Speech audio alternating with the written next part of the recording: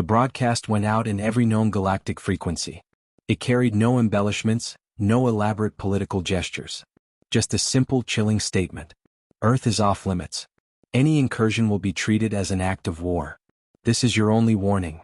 It wasn't signed by an ambassador or a government official. No council of elders or planetary representatives delivered it. The message bore only the insignia of the Terran Defense Command, humanity's military arm. And in the grand halls of the Galactic Empire, where entire star systems were bartered like commodities and war was a game of influence, the warning was met with laughter. Emperor Zalvek of the Supreme Dominion reclined upon his towering obsidian throne, his reptilian scales shimmering under the dim light of the imperial chamber. He tapped a claw against his chin as he watched the recorded transmission, amused. How quaint, he mused, his voice slithering through the vast audience chamber. Around him, advisors and warlords exchanged smirks. They have no standing in the Galactic Senate, one of his ministers scoffed.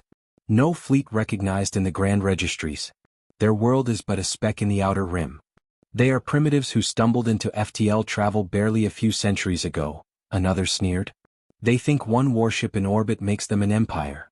Laughter echoed through the chamber. Then let us test their resolve, the Emperor decreed, rising to his full imposing height. Mobilize the Third Fleet. Send them to Earth. We will show these humans what it means to issue ultimatums to the Dominion. And so, with the arrogance of a civilization that had never been defied, the Galactic Empire marched toward Earth. The arrival. The Third Fleet dropped out of hyperspace just beyond the Sol system. A formation of 120 Dominion warships, ranging from swift attack frigates to colossal dreadnoughts capable of glassing planets. It was a force meant not to conquer but to intimidate.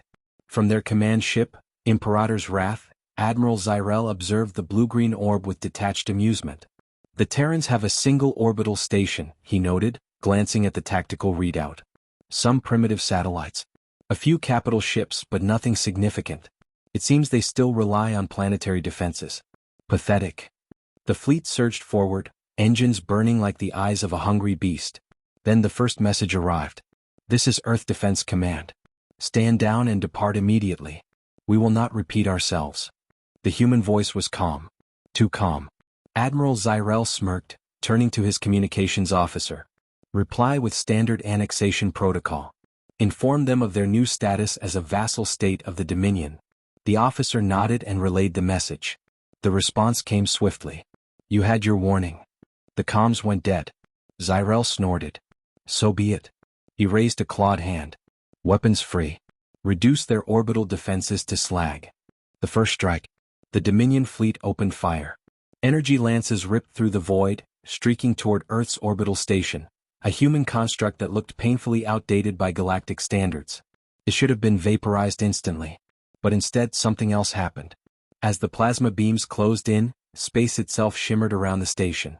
A moment later the beams vanished. Zyrel's eyes narrowed. What was that? The tactical display flickered and suddenly new contacts appeared on their scanners, hundreds of them. At first they seemed like debris, scrap floating undetected in orbit. But then they moved. Fast.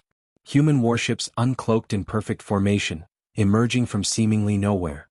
Sleek black hulls reflected no light, no heat signatures. They were invisible to sensors until they wanted to be seen. And now they were here.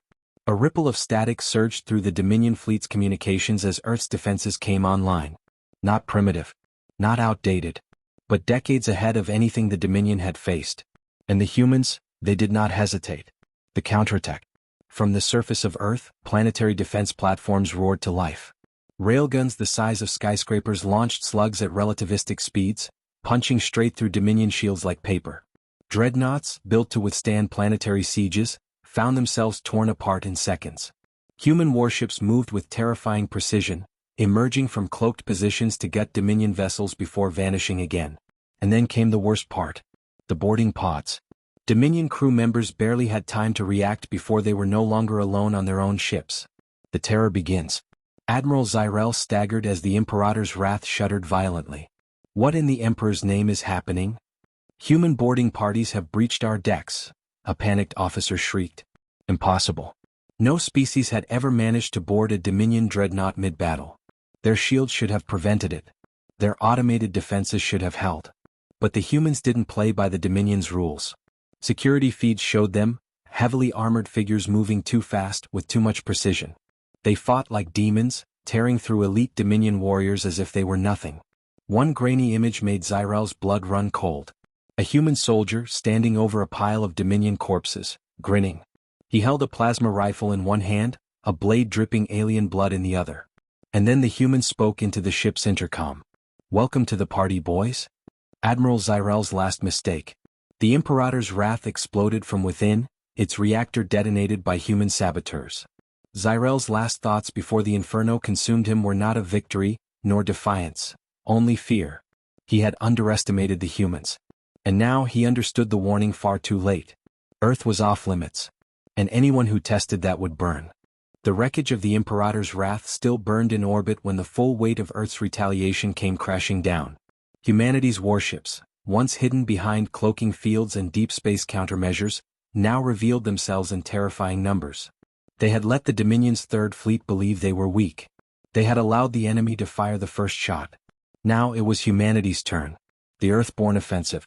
Aboard the TDS Revenant, Supreme Admiral Elias Carter stood at the helm of the most advanced warship ever constructed by the Terran Defense Command. Unlike the hulking, slow-moving dreadnoughts of the Dominion, the Revenant was a predator. Matte black plating, no visible seams, zero emissions on any known spectrum, it was a ghost in the void. Carter watched the battlefield unfold through his neural interface. Every railgun slug, every missile, every enemy maneuver calculated in real time. Target priority list updated, his tactical officer, Commander Lien Zhou, said. Permission to engage the lead Dominion dreadnought? Carter exhaled slowly. The Dominion had fired first. They would not fire again. Engage. The Revenant vanished. 1 second it was in formation. The next it was gone, blinking into high-speed translocation. It reappeared directly behind the Dominion dreadnought Obsidian Will, close enough that its hull almost scraped against the larger warship's shields. Before the Dominion crew could react, the Revenant fired. A single shot.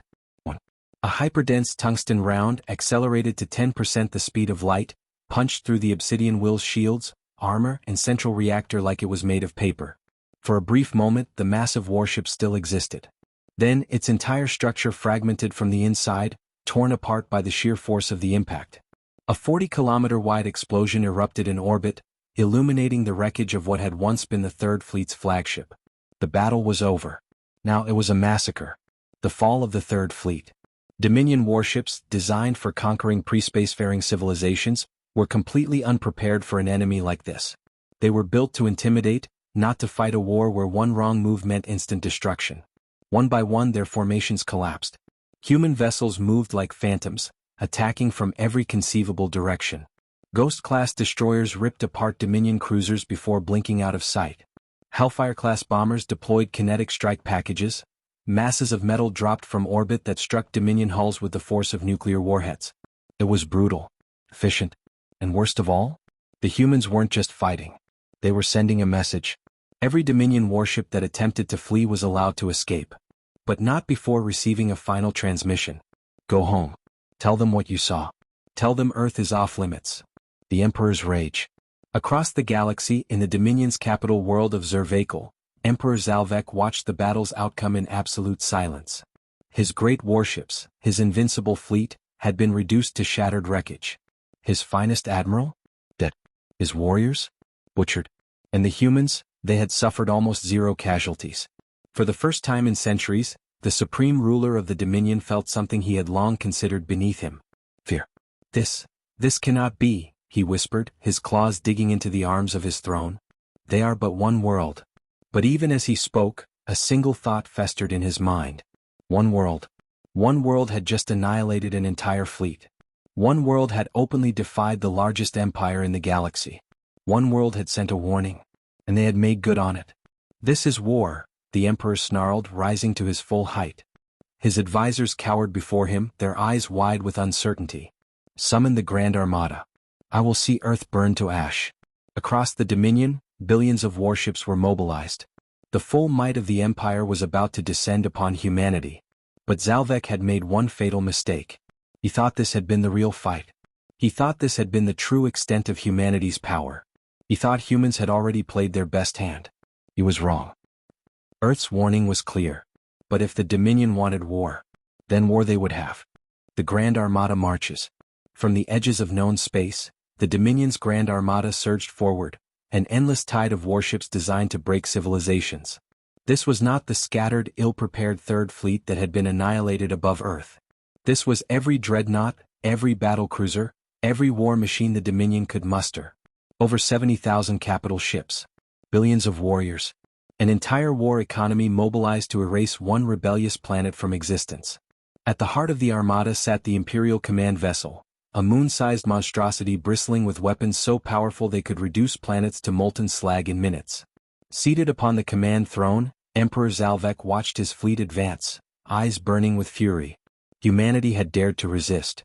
They would learn the price. Earth's response. Deep within the heavily fortified war rooms of Terran Defense Command, Supreme Admiral Elias Carter stood before a holographic projection of the incoming fleet. 70,000 warships. A force so vast it would have erased any other civilization from existence. The room was silent. Then Carter smiled. Right on time. The alien officers present, envoys from species that had long since fallen under the Dominion's boot, looked at him in horror. You, one of them stammered. You knew they would come in full force? Carter turned to the gathered leaders, his expression unreadable. You don't warn a galactic empire and expect them to take the hint. He gestured to the fleet projection. We knew this was coming. One of the aliens, a reptilian warlord whose species had been conquered centuries ago, struggled to comprehend what was happening. This is suicide, he hissed. No civilization has ever survived the full force of the Dominion. You should be preparing for evacuation. Carter shook his head. No, he said simply. We're preparing for a demonstration. The ambush that shattered the Dominion. As the Grand Armada entered the Sol system, their sensors remained silent. No planetary defenses fired. No human warships moved to intercept. It was too easy. Proceed with full bombardment, Zalvek ordered, his voice thick with anticipation. Reduce their defenses before we land the invasion force. The order was given. Hundreds of thousands of orbital bombardment rounds, each capable of leveling entire cities, were launched toward Earth. They disappeared. Not destroyed. Not intercepted. Just gone. Zalvek bolted upright. Report. What happened? His warlords scrambled for answers. None came. Then, humanity responded. A blinding white pulse rippled through the system as hundreds of hidden dark matter destabilizers activated at once. The Dominion fleet's shields, designed for conventional energy and kinetic weapons, collapsed instantly. Before they could react, the stars themselves seemed to move. From behind Jupiter, from beneath Neptune's ice, from the asteroid belt itself, human warships emerged in overwhelming numbers. They had never been defending Earth. They had been waiting. And now it was humanity's turn to fire. The wrath of a prepared species. From the TDS Revenant, Carter watched as the Grand Armada fell into the trap. The Dominion had expected an easy conquest. They had walked into annihilation instead. Fire at will, Carter ordered. The solar system lit up. Massive kinetic strike platforms, hidden within hollowed-out asteroids, rained hypervelocity rounds into the Dominion fleet. AI-controlled drone swarms overwhelmed their targeting systems, slamming into their ships at impossible angles. Experimental gravitic warheads, long hidden from the rest of the galaxy, crushed Dominion dreadnoughts into singularities, leaving nothing but collapsed space in their wake. The Grand Armada, the might of the Dominion, was disintegrating before it could even return fire. Inside the Imperial Command Vessel, Zalvek watched in frozen horror as his unstoppable fleet was reduced to wreckage in a matter of minutes. Impossible, he whispered. This isn't war. No, it wasn't. It was punishment. Earth's final message. As the last remnants of the Dominion fleet desperately tried to flee, one final transmission reached them. Carter's voice calm as ever. We warned you. There was no gloating. No mockery. Just absolute certainty. Then one last command. Fire the Eclipse cannon. Above Earth's orbit, a structure revealed itself, something so large it eclipsed the sun itself for a moment. A single beam of white light fired. Not an explosion. Not a burst of energy. Just pure, absolute erasure. Zalvek's flagship ceased to exist. The Dominion's Grand Armada was no more. The war? Over before it truly began. The Empire falls. The Grand Armada, 70,000 warships strong, had been erased. Not in a war of attrition.